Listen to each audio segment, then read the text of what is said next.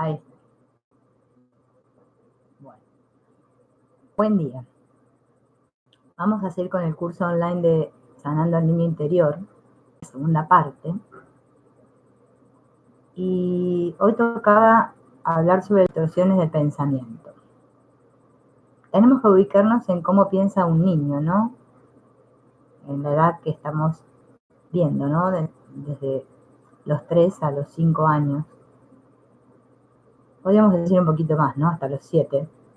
¿Cómo piensa un niño? No piensa como pensamos nosotros ahora que somos adultos. Por eso este tema del niño interno, ¿no? Porque las imágenes y las emociones que quedaron grabadas en nuestra mente inconsciente no tienen nada que ver con lo que nosotros hoy en día como adultos podemos llegar a interpretar. Hola Rosario, buen día. Bueno, para vos no es buen día, para vos buenas tardes, pero acá buen día. Entonces, ubicándonos en esa mentalidad de niño, ¿no? Como un niño piensa. Este autor nos dice que los niños son absolutistas. Para un niño es todo o nada. Si no me amas, me odias. ¿Sí? El niño no entiende esto de intermedios, más o menos. Hola Sonia. Entonces, si para un niño no hay términos medios, un niño es absolutista. Por ejemplo, un niño puede pensar, si mi padre me abandona, todos los hombres me abandonan.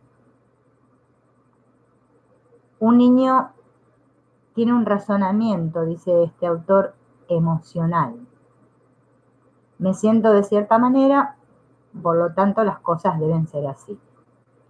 Si me siento culpable, debo ser un niño malo. Es como que los niños piensan de una manera egocéntrica, por eso personalizan todo lo refieren a su persona, ¿no? Si mi papá no tiene tiempo para atenderme, debe ser porque no soy bueno, porque hay algo malo en mí. O sea, el niño no puede razonar y pensar, no, mi papá no me atiende porque está ocupado. No, un niño dice, mi papá no me atiende es porque yo no soy bueno, debo ser malo.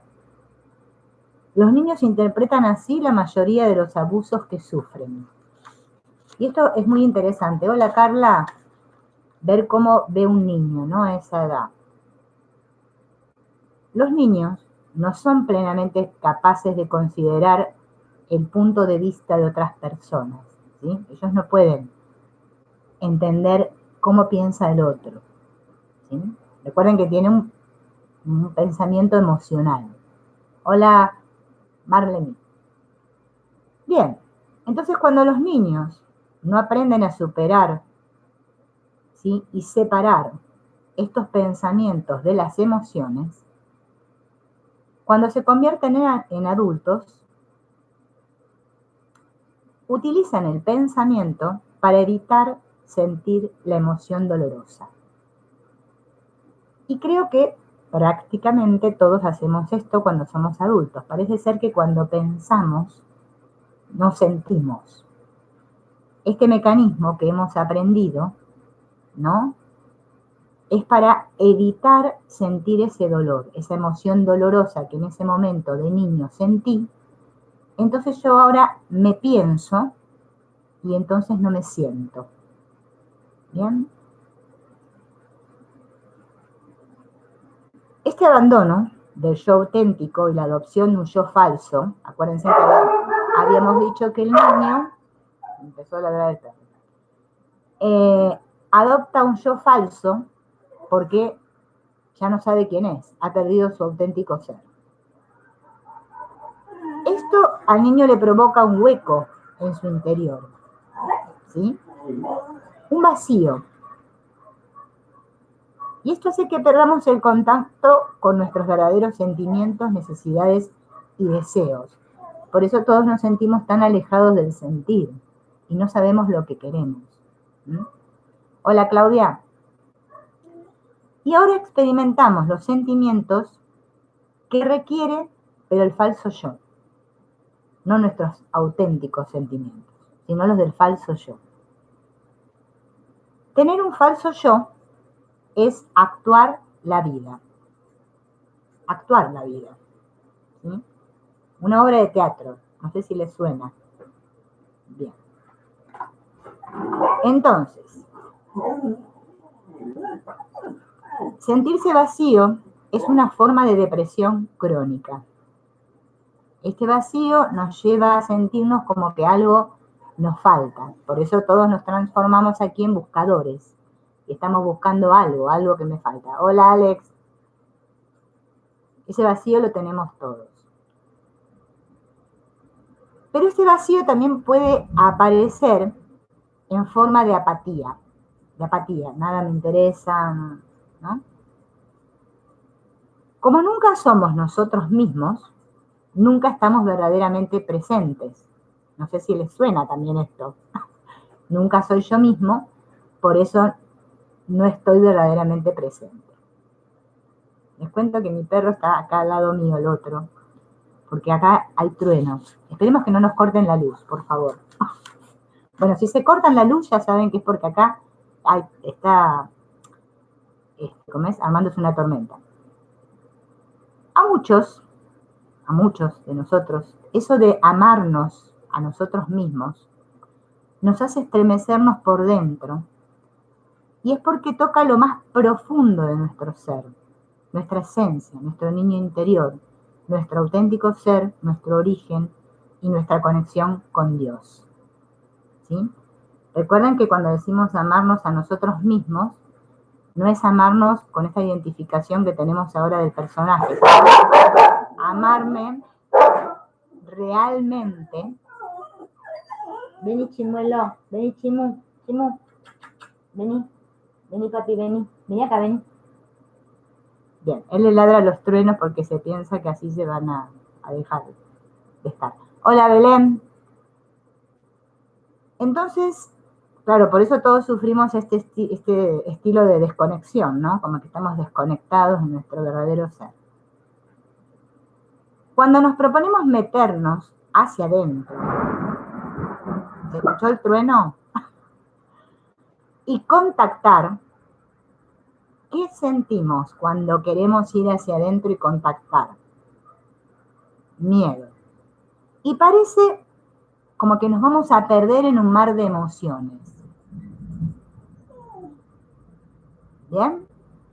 Es como que voy a desaparecer, es como una cosa, un miedo a que si siento todo eso, algo me va a pasar. Sin embargo, estas emociones no son más que los recuerdos dolorosos de nuestra infancia, que están en nuestro inconsciente y que no queremos volver a mirar de frente porque nos da pánico. Y si ustedes han hecho algún trabajillo con el niño interno, van a ver que después de varios días de hacer este trabajo, es como que hay unos movimientos internos, nos da pánico. Pero mientras no lo hagamos, nos van a rondar esos recuerdos como fantasmas. Nos da miedo llegar a entender por qué somos como somos. ¿Sí? Es como que si yo me conociera y supiera quién soy, va a pasar algo terrible. Bueno, Sonia, no sé, ustedes avísenme si la conexión se corta. Yo por ahora no se me produjo nada acá. Estamos bien, por ahora. Hola, Isabel. Parece que mantenernos agarraditos a nuestras creencias limitantes nos diera cierta seguridad. ¿Bien? Me siento seguro, creyendo que soy el que creo que soy, como creo que soy. Bueno, yo soy así, digo. ¿Qué va a ser? Bien. Estando en ese estado, nos sentimos seguros. Pero cuando somos conscientes de qué fue lo que ha hecho que seamos como somos, qué circunstancias, qué condiciones, qué contextos, cómo nos ha condicionado todo este pasado, ¿no? Entonces podemos transformarlo. Ahora, si no tomamos conciencia de todo esto, ¿no? No lo podemos transformar. No podemos transformar lo que no nos damos cuenta que está ahí. Si yo no sé qué es lo que hay ahí, no lo puedo transformar. Recuperar a nuestro niño interno implica retroceder a sus etapas de desarrollo y concluir los asuntos pendientes. El niño interior es el resultado de las experiencias vividas desde el momento de la concepción. Miren lo que dice el autor acá, ¿no? Hola Vasco, saludos. Desde que fuimos concebidos, ¿sí? Estamos hablando. La infancia, dice este autor, que consta de 4 etapas de desarrollo. La resolución de cada etapa provoca una crisis. Y tener una crisis no es algo malo, como lo plantea él, sino que es una crisis necesaria para que pueda acceder a la siguiente etapa, porque si no, me quedo anclado en donde estoy. Cada etapa se basa en la precedente, en la anterior. Pero los cimientos de todo esto se construyeron en nuestra infancia, evidentemente. Aquellos que se desarrollaron en familias disfuncionales carecen de estos cimientos. Sí, tuvimos una infancia disfuncional, con una familia disfuncional, obviamente que nuestros cimientos no están firmes, ¿no? Y si queremos cambiar esos patrones, tenemos que recuperar nuestra infancia. Este ir al rescate del dolor requiere que volvamos a experimentar lo que no pudimos sentir cuando perdimos a nuestros padres, a experimentar nuestra niñez y sobre todo nuestro sentido de identidad. La herida puede ser curada, pero es necesario para esto sentir el dolor. Fíjense en que aquí estamos con lo mismo que como cuando hablamos del curso de milagros, ¿no? O de cualquier terapia, ¿no? Todas me dicen que yo tengo que ponerme en contacto con ese dolor, con ese sentir, ese dolor. Porque mientras no lo hagamos, vamos a hacer miles de terapias, miles de cosas, y parece ser que nunca va a haber una transformación. Sentir ese dolor es meterse en el inmenso depósito de sentimientos congelados que están contenidos por la vergüenza de nuestro niño herido. ¿Sí? Nuestro niño tiene vergüenza de sentir lo que sintió. Por eso no quiere que lo veamos. Cuando alguien tiene vergüenza no quiere ser visto, ¿no? Ahora, ¿por qué todos sentimos esta vergüenza? Este sentimiento viene de la inseguridad y de la incapacidad que sentimos. ¿Sí? Todos aquí tenemos cierto, ¿no? Cantidad, puede ser más, menos, de inseguridad y de sentirnos incapaces de ciertas cosas. Pareciera como que todo no podemos hacer. Hay ciertas cosas que no somos capaces. Cuando la vergüenza se convierte en nuestra emoción dominante, vinculamos todos nuestros sentimientos, ¿no? Todos los otros, como la ira, el pesar, el temor, todos los otros sentimientos, con esta vergüenza. Una vez que, hola María del Carmen, que nuestros sentimientos están dominados por esta vergüenza, nos aturdimos, ¿sí? Por eso, esa sensación de estar la mente, ¿no? Cuando no está clara, ¿no? Cuando no está con espacio, de estar aturdidos, que no puedo pensar, no. ¿Sí? No sé si recuerdan, ¿no? Ay, ¿por qué no escucha Sonia? Tendremos un problema ya con Estados Unidos. ¿Ustedes, chicos, escuchan el audio? Si me ven mucho no importa, pero que escuchen. ¿Se escucha bien? Me tenéis preocupada, Sonia, no sé por qué. Igual después cuando se suba a YouTube, seguramente se va a subir bien y lo podés mirar, así que no te hagas problema. Porque yo cuando hay problemas de internet me marca acá, me dice su conexión es débil o algo, y por ahora no me dice nada. Bien. Ah, bueno, bien. Debe ser capaz que con algunos países, ¿vieron? Porque, qué sé yo, el mundo, la conexión del internet, yo no sé cómo. Bueno, entonces, este aturdimiento que tenemos todos como estar aturdidos es la condición previa de todas las adicciones, porque la adicción es la única forma en la que podemos sentir. Por eso todos somos adictos a algo aquí, ¿sí? Ya sea a una sustancia o a un cierto tipo de actividad.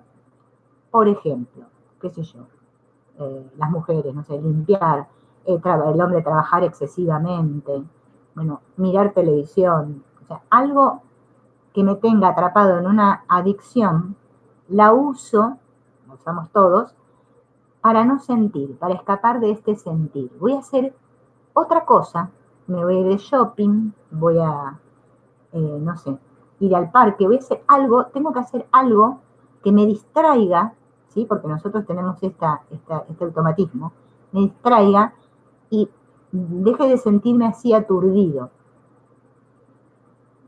Toda adicción hace que tengamos sensaciones agradables y que evitemos las sensaciones dolorosas. Claro, la adicción me hace que yo me sienta bien, que sienta ese placer y evite el dolor. La adicción altera el dolor del niño interior herido. ¿Sí? El niño piensa que está contento, pero parece ser que no lo está. Uno queda dolorosamente degradado ante sus propios ojos y se convierte en objeto de desprecio para sí mismo. Recuerden el odio que todos sabemos que hay en nuestra mente, ¿no? Claro, no podemos soportarlo, vernos así, ser eso. Entonces, por eso huimos mediante alguna adicción que aparentemente tapa el dolor. Cuando sentimos que no podemos ser, perdemos el contacto con nosotros mismos. ¿Sí? Fíjense en qué vinculación está, ¿no? Del niño a cómo nos sentimos todos aquí perdidos, ¿no? Esa falta de conexión, ¿no? Que nos cuesta conectar con nuestro interior. Cada vez que con nuestra vergüenza hurgamos en nuestros sentimientos, nos sentimos atormentados, entonces optamos por atenuar ese dolor, ¿sí? Cuando queremos hacer un trabajo, ¿no? De introspección, o sea, de ir adentro y queremos conectar con esas imágenes del pasado, ese dolor que nos provocaron esas imágenes, obviamente es como estar a la llaga viva, ¿no? De la vergüenza que sentimos en ese momento. Y claro, eso nos hace sentirnos atormentados a todos. Yo, por ejemplo, cuando estaba haciendo el resumen de este libro, saqué algunas cosas de otro también, claro, me puse a reflexionar sobre mi propia experiencia y claro, llega un punto que parece ser como que la cabeza se te va a explotar. Y el autor recomienda que cuando estemos trabajando con el niño interno, ¿no?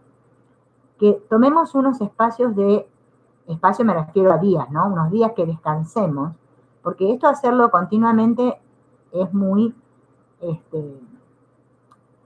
como para nosotros, digamos que no lo podemos resistir, no podemos ir de golpe, tenemos que ir despacio.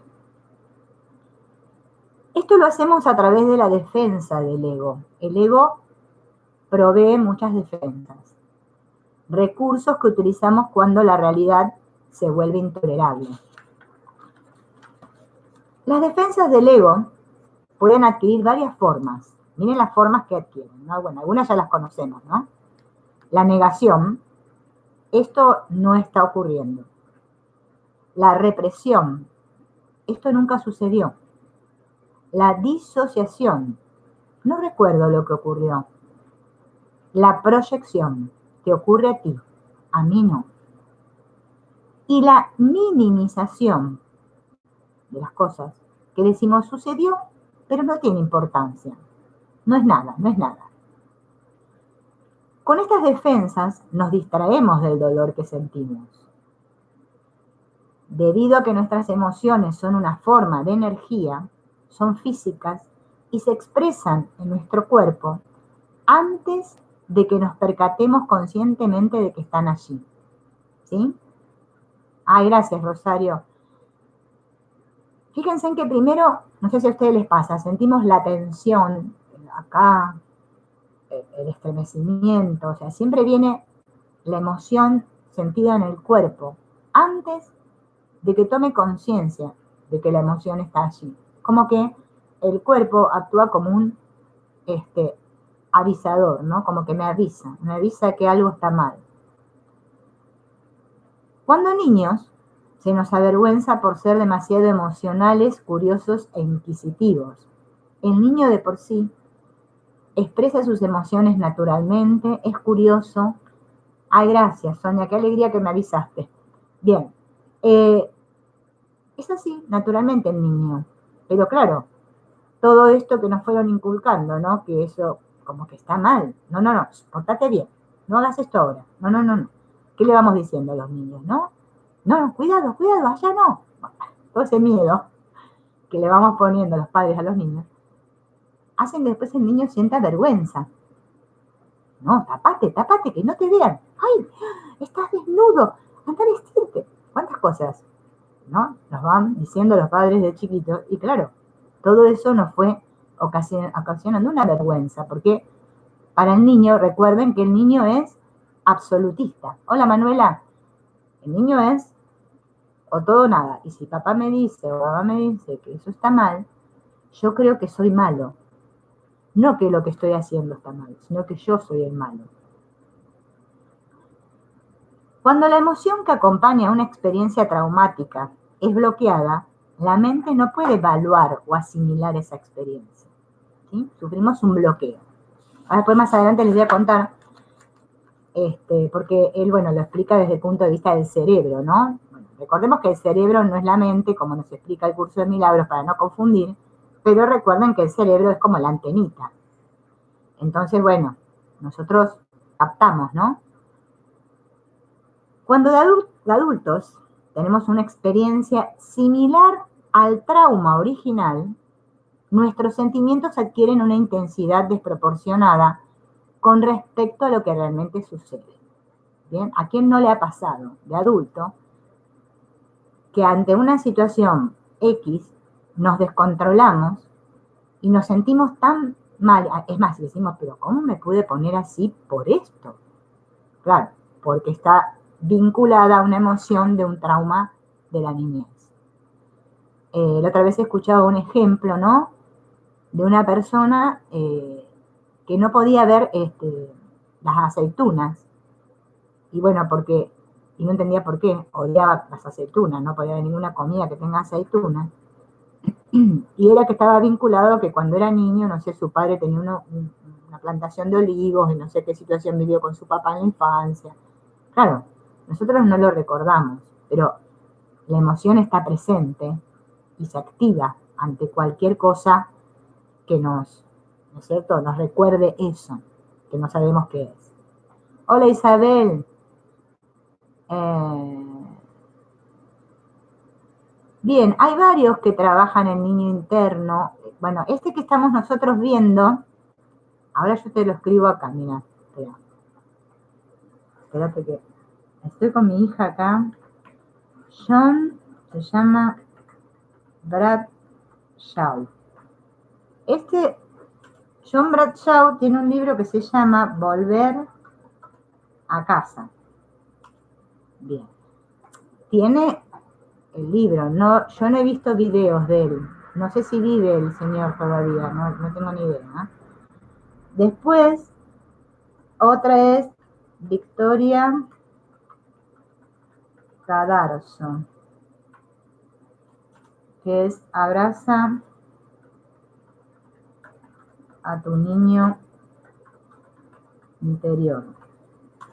Bueno, esos son los que, bueno, ahí dice interior. Esos son los que conozco. Hay muchos libros, debe haber muchos.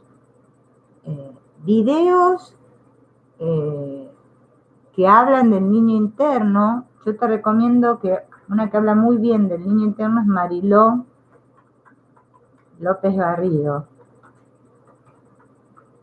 Bien. Y hay varios más. Si se me va ocurriendo a lo largo del ¿cómo se llama? De la hora esta, yo te los anoto. Pero específicamente, lo importante, ¿no?, del trabajo con el niño, que después vamos a ir haciendo unas meditaciones, es que lo trabajemos nosotros mismos, ¿no? O sea, porque por más que nos pongamos el audio, el video, la cosa, es conectar con nosotros mismos. Yo en el otro video les comenté de este escritor, Antonio Jorge Larruy, que él dice que hay que reeducar al niño interno, y lo único que nos aconsejaba es que 5 minutos antes de dormir pongamos una foto de nuestro niño, de nosotros cuando éramos niños, 5 o 7 años, y hablemos con ese niño y le digamos unas palabras, que bueno, que ya las dijimos en el otro video, no quiero volver a repetir. Pero hay varias cositas, ¿sí? Sí, busca estos. Estos tienen los libros que los podés descargar gratuitamente de internet, ¿sí? Bueno, ¿en qué estaba? Este niño herido, ¿no? Está lleno de energía no resuelta debido a la tristeza de los traumas. Claro, toda esa energía se acumula. Una de las razones por las que poseemos la tristeza es para liquidar estos sucesos dolorosos del pasado, para poder utilizar nuestra energía en el presente. Si no pudiéramos llorar y desahogarnos, ¿no? Porque gracias a Dios tenemos este mecanismo de que lloramos y nos desahogamos, no podríamos soportar todo esto, ¿no? Pero no te hagas problemas, Sonia, deja todo así. Bueno, en las familias disfuncionales está prohibido sentir y hablar. De niños, en las familias en las que hay conflictos, sentir y hablar es tabú. No se puede, no hay que hacer eso. Está mal sentir o hablar y decir lo que me pasa. Pero como las emociones son energía, necesitan ser expresadas.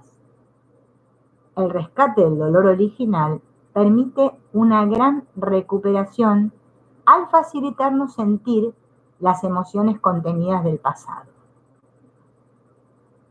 O sea que todo pasa por el sentir. Si no nos ponemos a sentir todo ese dolor y contactar con este niño y preguntarle qué le pasa, hablar con él como si fuera un niño, realmente, como le hablaríamos a un niño, y no contactamos con él, todo ese dolor va a seguir estando ahí, porque nuestro niño entiende que eso que pasó estaba mal y le dio mucha vergüenza, y ahora no lo puede expresar. Por más que ahora tengamos 50 años. ¿Bien? Bien. Estos dos autores que le nombré ahí no me acuerdo quién es, a Isabel, hablan de que el cerebro está dividido en 3 partes. Y no me refiero a como la masa, ¿no?, del cerebro, porque vieron que el cerebro tenemos el hemisferio izquierdo, el derecho y el cuerpo calloso, no. Está hablando como 3 partes, ¿no? 3 partes que ahora van a ver cómo funcionan, ¿no? Estas 3 partes conforman nuestra herencia evolutiva. Nuestro cerebro viene evolucionando.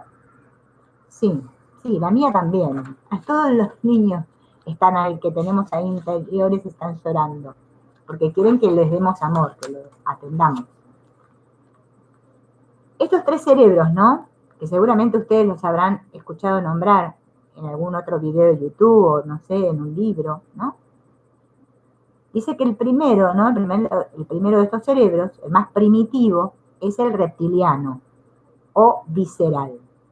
Ese cerebro reptiliano contiene nuestra más primitiva estrategia para asegurarnos la supervivencia, ¿sí?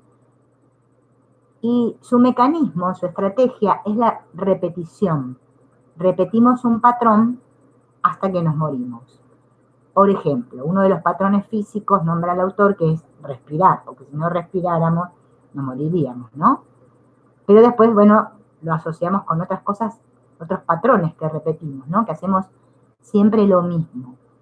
Eso tiene que ver con este cerebro más primitivo de reptil, ¿no? Por ejemplo, qué sé yo, si viene, no sé, un león y me quiere comer, voy a salir corriendo, ¿no es cierto? Es el instintivo. El segundo cerebro, hola Connie, buen día. El otro cerebro es el paleomamífero o cerebro de sensaciones y se lo denomina sistema límbico. Este contiene todos nuestros sentimientos: la excitación, el placer, la ira, el miedo, la tristeza, la alegría, la vergüenza, el disgusto, el asco, todo. O sea que este es más emocional, ¿no? El límbico. Y el tercero, que es el de la neocorteza o neocórtex, es el cerebro pensante, a través del cual somos capaces de razonar, de usar un lenguaje, de resolver un problema. ¿Sí? Esos son los tres tipos, sistemas de cerebro que le llaman ellos. Estos tres sistemas cerebrales son independientes, pero se complementan entre sí para mantener un equilibrio de todo el cerebro, para mantener al mínimo esta aflicción dolorosa, ¿sí? O sea, actúan en conjunto para que el dolor no sea tan intenso, porque la mente busca el equilibrio, buscamos ese equilibrio, el equilibrio, todos buscamos eso. Cuando se rompe eso, vienen los problemas del sistema, es como en una computadora, ¿no? En un ordenador que, no me acuerdo cómo se llama, el disco duro, ¿no? Si se rompe, se descompone, ya se descompone todo, no funciona nada. ¿Sí? O sea, ¿cómo se llama? El CPU, ¿no? Que es el cerebro. Entonces, cuando nuestra aflicción alcanza cierto nivel, expresamos ira, lloramos, sudamos o temblamos de miedo. ¿Sí? Tenemos que soltarlo, evacuarlo por alguna parte. El cerebro naturalmente procede a buscar el equilibrio mediante la expresión de la emoción, a menos que se le haya enseñado a inhibirlo. Si de niños aprendimos siempre a inhibir, ¿sí?, estas emociones, claro, ya el mecanismo está automatizado. Cuando somos niños, podemos inhibir las emociones de tres formas. ¿Bien? No se nos toma en cuenta. ¿Bien? Sentimos que no se nos toma en cuenta. Entonces, yo no soy nadie, no se me toma en cuenta. Entonces reprimo ese dolor, porque siento que nadie me toma en cuenta. O cuando el niño no tiene modelos sanos para expresar sus emociones. Vamos a suponer un niño que sus padres son alcohólicos o drogadictos o se la pasan pegándose, entre ellos son violentos. El niño no tiene un modelo sano a quien expresarle lo que sienten. O padres que no sé, que son cerrados en sí mismos, qué sé yo. El tipo de modelo que el niño siente que no puede expresar. O cuando el niño de pequeño es muy avergonzado y castigado corporalmente o verbalmente y se le niega a expresar sus emociones, ¿no? Esos niños que los papás les pegan, callate vos, andate, salí acá, va, pomo, todo el tiempo así recibiendo esa violencia, ya sea física o verbal, ¿no? Eso causa mucha vergüenza, ¿no?, en el niño. Cuanto más pronto son inhibidas las emociones, más profundo es el daño. O sea, cuando más pequeño es el niño y ya se le comienza a hacer esto de castigarlo o no darle bolilla o lo que sea, como dijimos recién, más profundo es el daño. Estos tres cerebros, o tres inteligencias también le llaman, funcionan de manera interrelacionada, pero cada una tiene una forma de orientarnos y experimentar el mundo. Ahora vamos a ver de qué forma cada una es. Los que se guían por el cerebro reptiliano se fían más de las sensaciones del cuerpo, ¿sí? Son personas que están más metidas en lo que siente el cuerpo, están más identificadas con lo corporal, ¿no? Los que utilizan más el límbico este que era el de las emociones, lo hacen todo por las emociones que suscitan las relaciones con los demás. Son esas personas muy sensitivas, ¿no? Altamente sensibles. Los que usan el neocórtex se guían por la forma de procesar y analizar la información procedente del exterior. Son los más pensantes, ¿no? Los que usan siempre esto de razonar, a ver, me cierra, no me cierra, esto me parece, o sea, están siempre en la mente pensante, ¿no? Pero ¿qué pasa? Cuando esta inteligencia instintiva, ¿no? La del reptiliano que dijimos recién, predomina. Cuando de niños nos han hecho daño físico o emocional, aprendemos a desensibilizar el cuerpo. Escuchen bien esa palabra, desensibilizar el cuerpo, para no sentir el dolor.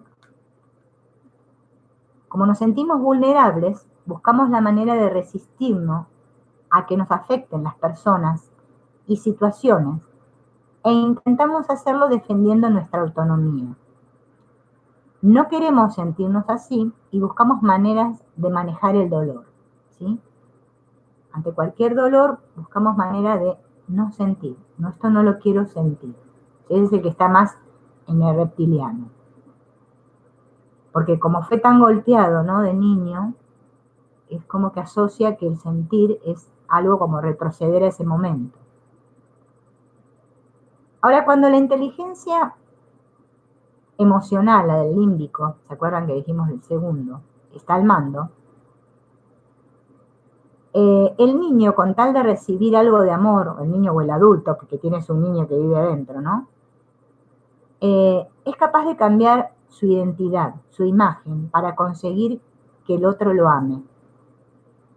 Sentimos tanta vergüenza por no ser nosotros mismos que somos capaces de ponernos una máscara y adoptar y actuar el personaje que sea, ser como los demás quieren que seamos, con tal de tener amor del otro, ¿no?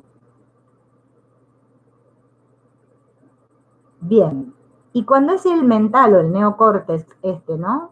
Buscamos entender todo.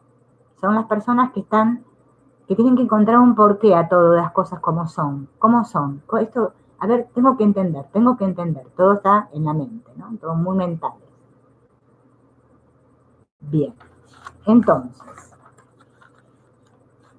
según el cerebro dominante, según, digamos, el que domina, ¿no? Van a surgir diferentes clases de niños. Obviamente que dicen estos autores que uno puede tener como 4 o 5 niños internos ahí dentro. No es que es uno, podemos tener varios. Bueno, si yo quedé muy anclada ahí, ¿no? Y mi cerebro es el dominante, es el reptiliano, puede haber 3 clases de niños. El niño que tiene miedo a ser vulnerable y que le hagan daño, entonces se transforma en un duro sensible. Toman la decisión de hacerse los fuertes, llaman la atención mostrándose enfadados, ¿sí? O sea, no se muestran como son. Me hago el fuerte, aunque soy súper débil, pero me muestro fuerte y mediante el enfado es como que alejo a los demás de mí, ¿no? Me hago el duro. Pero al mismo tiempo soy sensible, pero me hago el duro para no sufrir. Esa es una clase. Otra. Miedo a sentirse separado de los otros. Entonces este niño es un dócil testarudo. Dice que tuvo una infancia feliz, pero no se acuerda de lo que pasó. Estos son niños que se conforman, niños o adultos, ¿no? Porque es lo mismo. Que se conforman, que viven en su mundo y no quieren causar problemas a los demás. Yo en realidad no importo. Total, ¿qué más da? Dice el adulto, ¿no? Son observadores e intentan controlar todo para no sentirse afectados.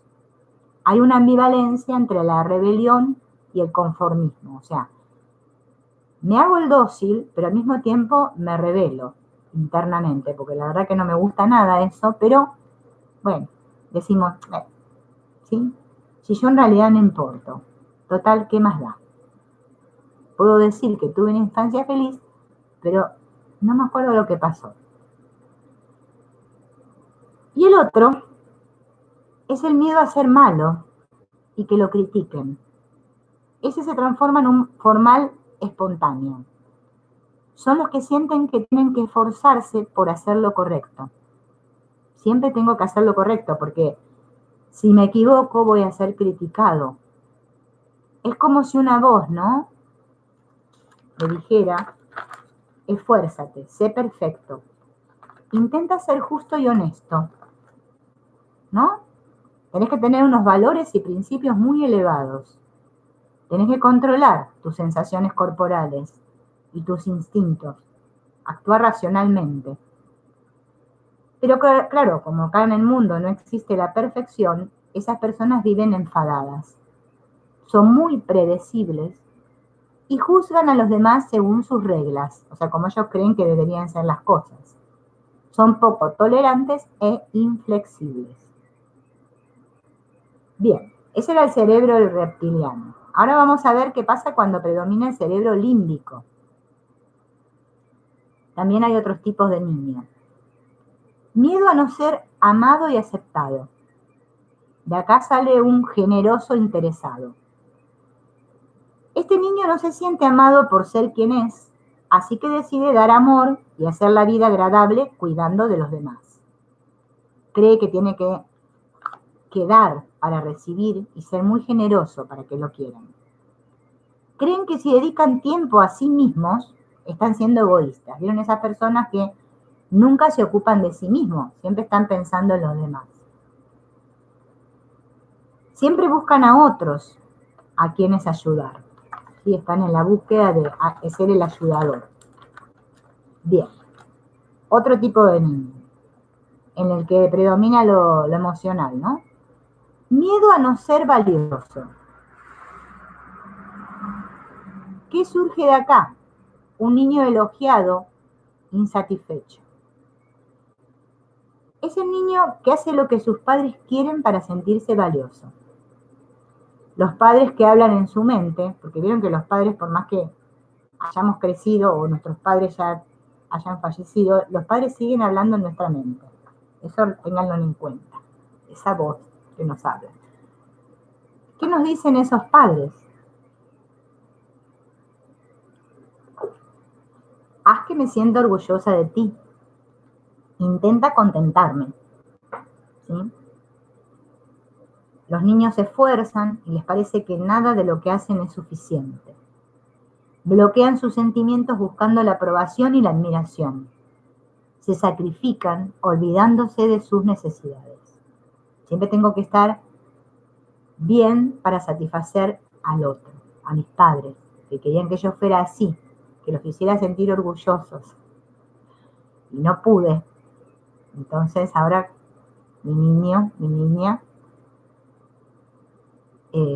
es un elogiado insatisfecho. Otro, miedo a no ser nadie especial. Ese es el que es el creativo lastimero. Creativo lastimero. El niño siente que sus padres no están disponibles para brindarle apoyo emocional. Entonces se siente como si no perteneciera a la familia. ¿Vieron el típico oveja negra? ¿Qué hago yo en esta familia? Todos raros. Yo soy diferente. Piensa que hay algo equivocado en él. El niño piensa que hay algo equivocado en él porque no se ve reflejado en los integrantes de su familia. Prefieren rechazar primero antes de sentir que no los quieren. ¿Sí? Son esas personas que por las dudas no me junto. Rechazo a todos antes de que tenga que sufrir o sentir que no me quieren, ¿no? Que me abandonan, que me rechazan. O sea, rechazo yo primero antes de ser rechazado. Estos niños viven en un mundo imaginario. Esperan ser rescatados por alguien que los salve de esa situación, ¿sí? La típica niña que vive en una familia así, que se siente la oveja negra, está esperando que venga el príncipe azul para que la rescate de esa familia de locos y ser feliz de una vez por todas. Bien. Estos niños son expresivos y creativos, pero se auto boicotean porque creen que si son más que los demás, no los van a querer. se distinguen igualmente aunque no quieran, o sea, igual se distinguen, por más que se quieran ocultar no pueden. Bien. Vamos a ver cuando está al mando el neocórtex, o sea, el cerebro pensante. Otros tipos de niños. Miedo a ser inútil e incapaz. Ahí sale un observador provocador. Desarrollan la estrategia de aislamiento frente a los padres porque se sienten invadidos por ellos. Buscan seguridad en tener conocimientos, en entender las cosas. Les da miedo sentir, por eso contestan siempre lo que piensan, no lo que sienten. Prefieren leer y ocupar su mente leyendo o con una computadora. Yo me río porque yo tengo varios de esos. Yo ya me encontré no sé cuántos. Bueno, otro. Miedo a no tener apoyo y orientación, y ahí surge un cumplidor desconfiado. Buscan sentirse seguros, hacen lo posible por pertenecer a algún grupo, pero tienen miedo a ser reprimidos o reprendidos, ¿sí? que en público los dejen en evidencia, ¿no? Buscan la aprobación, siempre ser aprobados. Detectan las incongruencias, las mentiras y las agendas ocultas de los demás. Les cuesta manejar la posibilidad de tener éxito, incluso pueden boicotearlo. Eso es raro, ¿no? El cumplidor desconfiado. Otro, miedo a sentirse desvalido y a sentir dolor. Este es el alegre embaucador. Tienen una sensación de frustración por no haberse sentido conectados con la madre o la figura nutritiva, y por eso deciden cuidarse ellos mismos. Yo solo puedo. Aprenden a negar las emociones negativas y potenciar las positivas. Tienen miedo de pararse y ponerse en contacto con la ansiedad interna, así que se mantienen en movimiento continuo para que el miedo no lo alcance, porque parece que mientras estamos moviéndonos y haciendo cosas, no podemos sentir el miedo, ¿no? Huyen de las confrontaciones desagradables y les aburre lo cotidiano. Esos son todos los tipos de niños, ¿no? Obviamente lo más resumido posible, ¿no? Hay más digamos, más características de esos niños, ¿no? Así que el tema es que todos no podemos sentir este dolor original. Entonces lo único que podemos hacer, que puede hacer este niño herido, es actuarlo hacia el interior o hacia el exterior. Como son una cuestión, esto es una cuestión que no está terminada, no está resuelta, necesita ser expresada, porque si no es como una olla a presión, ¿no? Puf, que va a explotar en cualquier momento. No lo podemos expulsar porque el ego, que es nuestro mecanismo inhibidor, nos impide saber que el dolor está allí. Miren el ego, ¿no? Hola, Decio, bienvenido. Claro, el ego, dice este autor, es que actúa como el que inhibe, ¿no? Como el guardián del umbral, ¿no? Que le dicen, para que todo esto no salga. Para inhibir este dolor, el ego utiliza defensas. Hay un autor o un psicólogo, un psiquiatra, ¿no? Llamado Melzack, que denomina esto puerta neuronal. Dice que son unas puertas que controlan la información entre estos tres sistemas cerebrales, ¿no? El visceral, el límbico y el neocórtex. Y especialmente entre el cerebro que piensa y el que siente, o sea, entre el neocórtex y el límbico. Ocurre algo que se llama represión. Es como si ante un dolor emocional muy, muy doloroso, que no podemos soportar, se cierra la puerta para no sentir. ¿Sí? Es un mecanismo que sucede para que no sintamos eso, porque no lo podemos soportar. Evitamos la tensión y el dolor, pero resulta que estos no se van, se quedan siempre ahí. Nosotros creemos que se fueron. Como el mecanismo de la proyección, ¿no? Que explica el curso de milagros. Yo creo que culpando a otros me libero de la culpa, pero resulta que no se va a ninguna parte la culpa. El rescate del dolor original requiere experimentar estos sentimientos reprimidos. Tenemos que experimentarlo. Necesitamos abrazar ese dolor que no fue expresado en nuestro niño interno. Nos vamos a curar si tan solo nos permitimos afligirnos, dice este escritor. Claro, afligirnos no quiere decir que me victimice y que ande llorando por los rincones, ¿no? Obviamente. Quiere decir que me dé cuenta que eso sucedió y que a mí me causó dolor. ¿Bien? Eso es como afligirse. El dolor original es una acumulación de conflictos no resueltos cuya energía ha ido aumentando con el tiempo, porque claro, uno que se acumula, otro, imagínense en todo lo que hay ahí, ¿no? El niño interior herido está congelado porque no ha expresado su aflicción.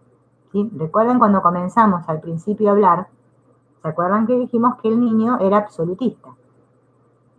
¿Bien? El niño ve que su padre no tiene tiempo y él cree que el padre no lo atiende porque él es malo. Entonces el niño ahí creyó que él era malo y está muy convencido de que es malo, de que sus padres tienen razón. Ahora lo vamos a ver porque esta es una parte que nos viene bien a todos para darnos cuenta de cómo este niño emocionalmente quedó atrapado, ¿no? Porque si no nos damos cuenta de eso es muy difícil salir de ahí. Entonces hay que sentir esta aflicción. El dolor original dijimos que era esta acumulación, ¿no? De conflictos.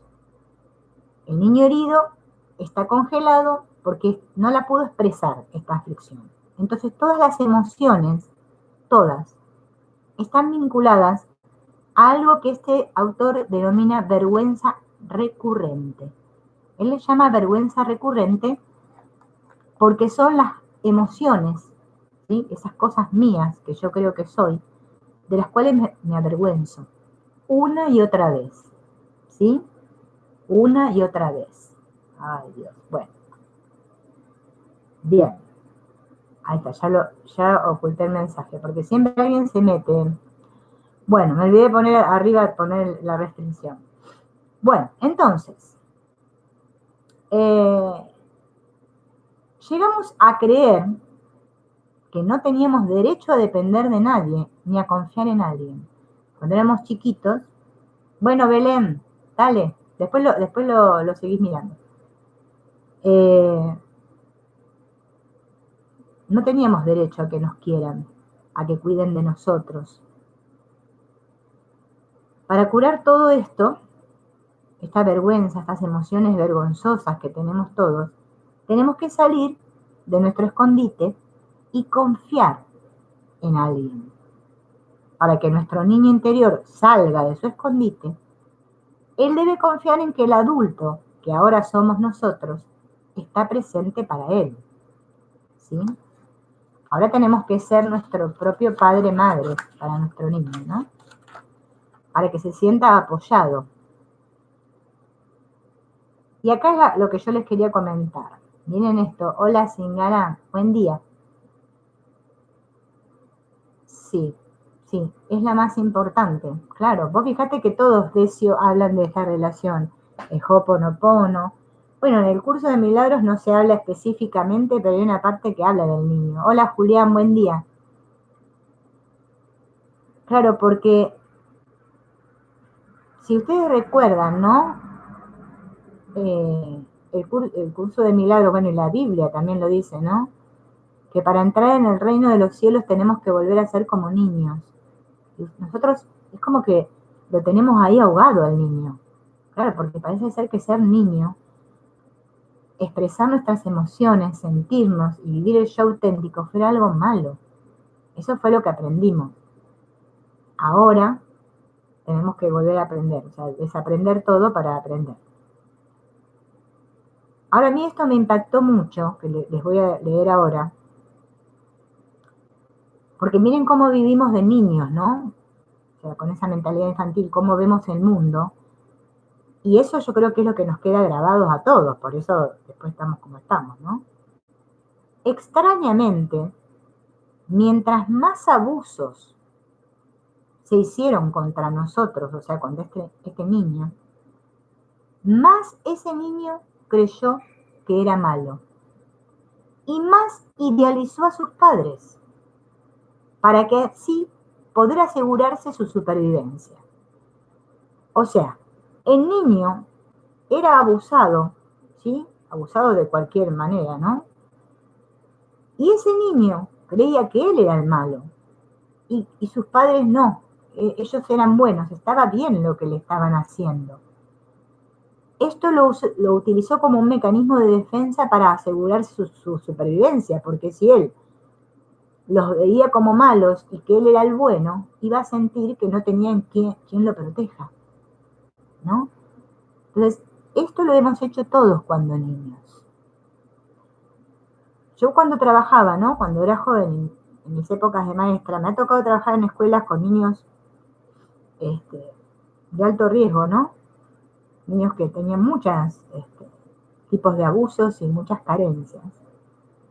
Y los niños, entre ellos yo observaba, ¿no? Que ellos se peleaban y por ahí capaz que uno se le ocurría decir algo de la madre del otro, ¿no? Y cómo ese niño se transformaba para defender a su mamá. Y quizás su mamá le pegaba, cuando lo venía a buscar, lo llevaba a cachetazo limpio y a patada en el traste de la casa. Y el niño, ¿cómo la defendía? Y fue así como este niño creyó que él era el responsable de lo que le hicieron. El niño asumió que él era responsable del daño que se le estaba ocasionando en ese momento. Yo soy malo, no ellos. Ellos son buenos. Así pensó el niño, o sintió el niño, vamos a decir mejor, en ese momento. Los padres no eran malos. Es verdad, no eran malos ni buenos. Eran niños heridos.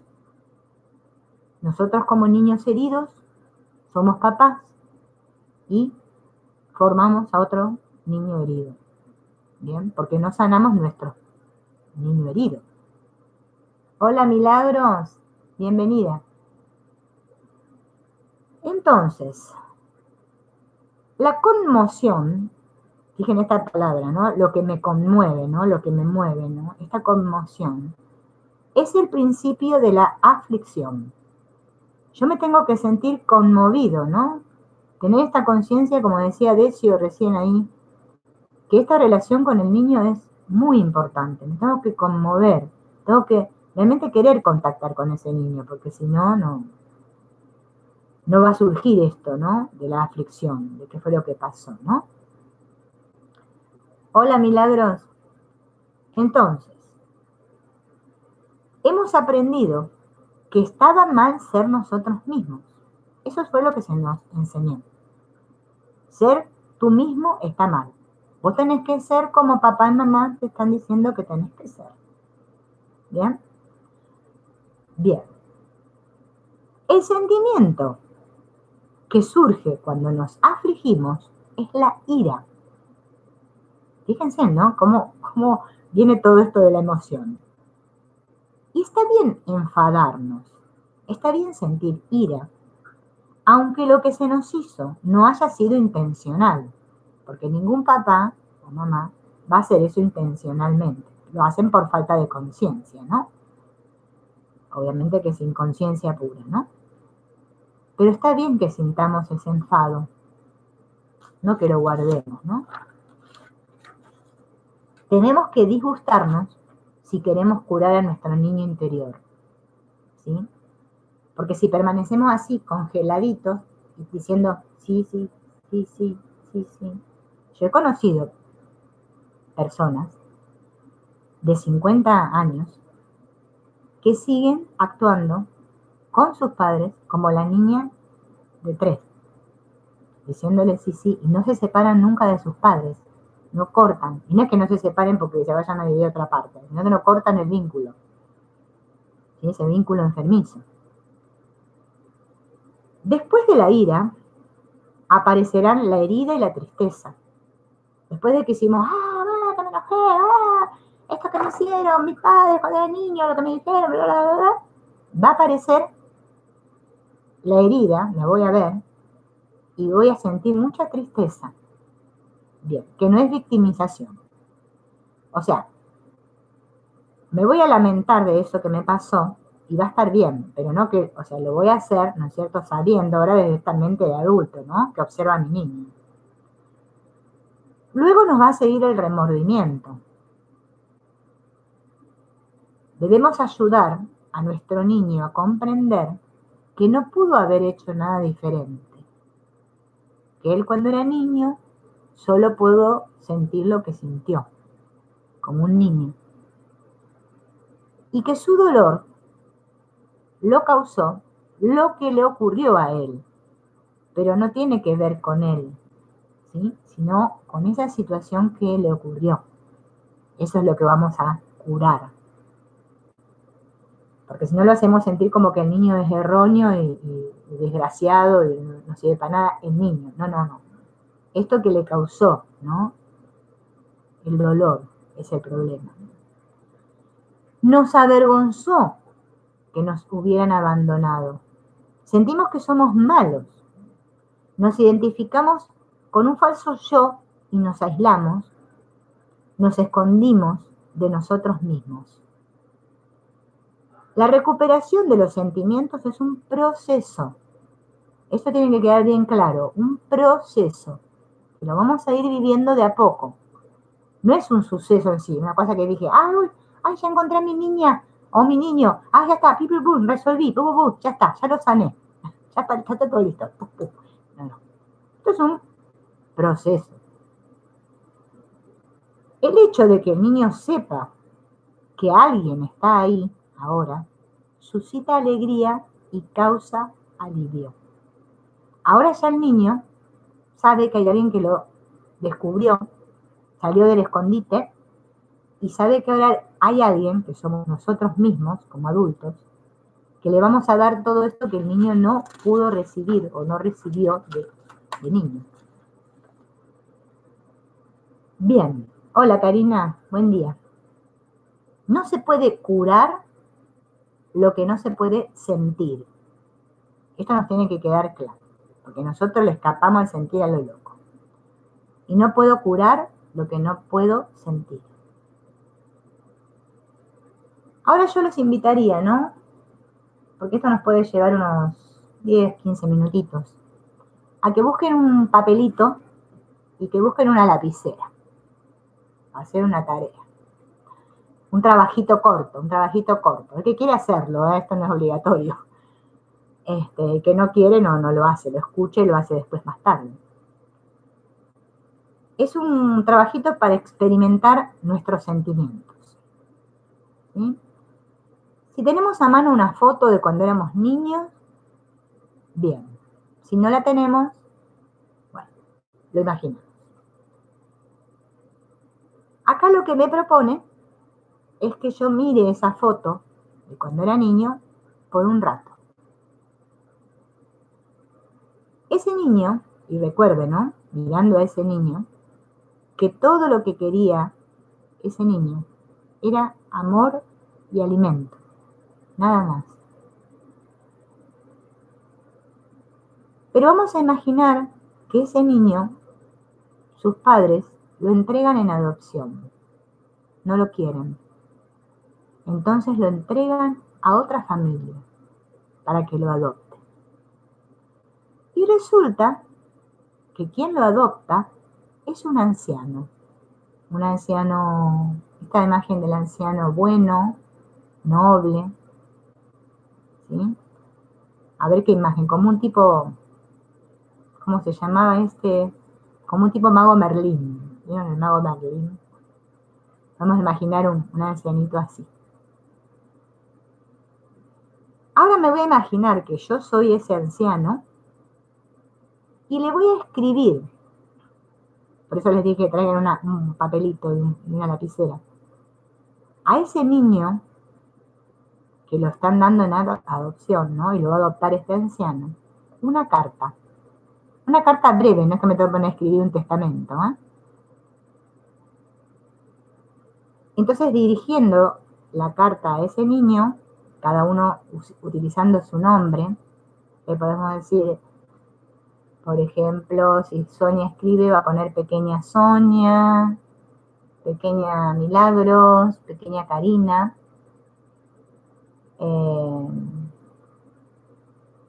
Ahora te anoto, Karina, ahora te anoto.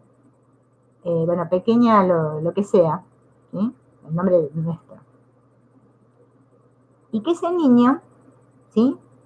Le escribe a el anciano. Entonces, como ese anciano, le escribimos al niño una carta, ¿sí? Entonces el anciano comienza escribiendo, pequeña María.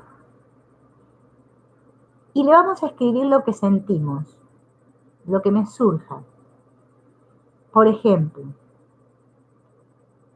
que lo amamos, ¿sí? Que estoy muy feliz de tenerte conmigo, siendo ese anciano, ¿no? Le está dirigiendo la carta al niño.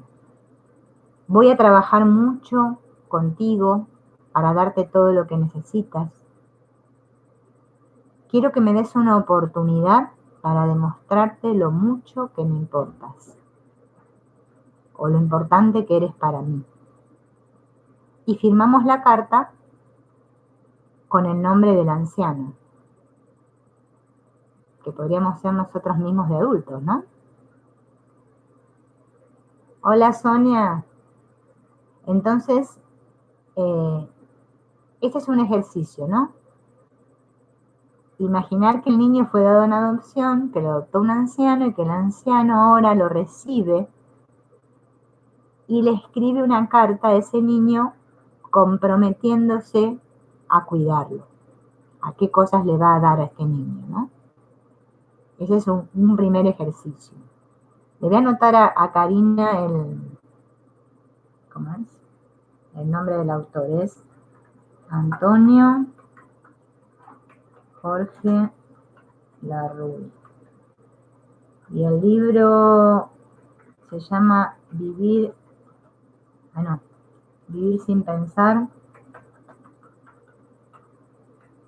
vivir en plenitud. Ese es uno de los que tiene, ¿eh? Hay más libros de este autor. Pero yo te recomiendo que escuches los videos de Antonio Jorge Larruri. Están muy lindos, muy lindos. Vas a aprender muchas cosas. Otro que se me acuerda ahora, que yo estuve escuchando bastante, que me gustó, es Mariano Alameda. Este chico se dedica, tiene un centro en España, el centro Nahuatl, y trabajan todo esto del niño interior. Tiene videos muy interesantes.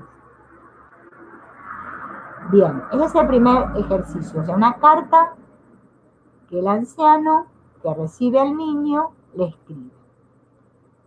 Ahora podemos dar vuelta a la hojita y del otro lado vamos a escribir una carta a nuestro niño interno. Bien, pero ahora, ¿quién va a ser el que va a escribir? El niño interno. Claro, los niños no saben escribir, pero este sabe escribir. Este niño interno va a escribir una carta dirigida a este anciano que lo recibe. Bien, pero ¿qué hay que hacer? ¿Qué hay que hacer? De nada, Karina. ¿Qué hay que hacer? Hay que escribirla con la mano no dominante. O sea, ¿qué quiere decir? Si yo soy diestro, la tengo que escribir con la zurda. Si soy zurdo, la tengo que escribir con la diestra. ¿Bien? La carta tiene que ser cortita. Puede tener solo un renglón. No necesita tener, yo les dije, un testamento. O dos. Bueno. Esta carta la vamos a escribir porque dice que esto facilita ponernos en contacto con los sentimientos de nuestro niño interno. ¿Sí? Este niño, ¿qué espera de ese anciano? que lo está recibiendo ahora. ¿Qué le diría este niño, mi niño, a este anciano que ha decidido con todo su amor adoptarlo y se ha comprometido a darle una feliz infancia? ¿Qué diría un niño? Ahí tenemos que imaginar. Bien, no, yo no les puedo decir nada, porque esto tiene que ser algo que nos conecte con el sentido. Parece ser que al escribir con esta mano no dominante, es como que conectamos más con esta parte emocional, ¿no? Tendrá que ver con lo del límbico, con esto que hablamos del límbico, no sé. Bien. Bueno, me parece que por hoy ya vamos a ir dejando acá porque ya les di 2 ejercicios. Igual, ¿quién era que me preguntó? A Karina. Más allá arriba en el chat, fíjate que le dejé escrito ay, no me acuerdo el nombre. Yo con los nombres se me olvidan, porque claro, no sé en qué momento fue. Dejé a Isabel escrito algunos nombres de los libros que estamos usando para hacer este trabajito, ¿sí? Ah, y otra cosa les quiero contar que me vino ahora, que también les puede servir. Hay un canal de YouTube que también está en Spreaker, una aplicación que se llama Spreaker, de una señora que se llama Pilar Soro. No Pilar Sordo, la psicóloga, no, Pilar Soro. Está subiendo la señora un curso,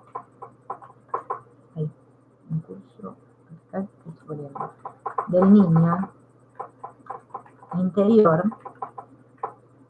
Ayer yo lo estaba escuchando y a partir de no sé qué día, porque lo van a ir subiendo, son creo que 3 videos más que van a subir, van a ir dando ejercicios para trabajar el niño interno, ¿no? Hola Marta. Bueno, gracias. La pueden buscar a esta señora, tiene cosas interesantes. Y bueno, capaz que ese cursito también les puede servir, porque vieron que todo sirve, yo digo, ¿no? Todo forma parte y bueno, con todo vamos haciendo rompecabezas. Bueno, y en el próximo lo que vamos a hacer es trabajar con afirmaciones para decirle a este niño, niña, que voy a ver si cuando hagamos el próximo, después se las dejo anotada en la descripción del video para que las puedan tener, porque si no, bueno, se van a olvidar.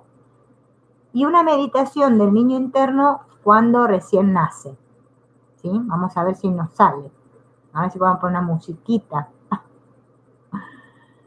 alguna cosita, ¿no? Para digamos, relajarnos un poco. Entonces vamos a trabajar las afirmaciones y la meditación de bienvenida al niño en la etapa, que es la primera etapa, que es cuando recién nace, que es muy importante. Entonces, bueno, esa la haremos en el próximo video y bueno, los espero para que la hagamos juntas. Sí, se sube solo, Karina. El primero que hicimos ya está ahí en YouTube. Sí. Eso dice el autor, que nos da muchas ganas de llorar. Sí, es que tenemos que llorar. No está mal llorar. Tenemos que expresar nuestras emociones, porque venimos acostumbrados a no sentir. Y acá tenemos que aprender a sentir. Así que te invito, si querés, Karina, que busques el otro, que se llama igual que pero es la parte 1, para que hagan, o sea, digamos, hagas de lo que dijimos la otra vez, lo conectes con este. Y en el próximo, bueno, seguiremos con las meditaciones y diferentes trabajitos, ejercicios y alguna cosita más que tengamos para decir, para cosas. Bueno, gracias, Manuela. Ustedes a mí también. Estamos dándonos todos juntos. Ojalá que nos sirva este trabajo del niño. Yo tengo un entusiasmo con el trabajo. Es como una niña, me siento como niña. Porque realmente es un motivo de alegría, de recordar. Y después conectar, como les dije la otra vez, con este niño maravilloso, que es el arquetipo que nombra Jung, que es el niño que realmente tenemos todos dentro, ¿no? pero que no sale, no se expresa porque este niño herido es como que lo está reteniendo. Y bueno, vivir la vida así desde el niño maravilloso debe ser maravilloso. Bueno, muy bien, Sonia, Karina y a todos, muchas gracias por estar y nos veremos en el próximo. Chao.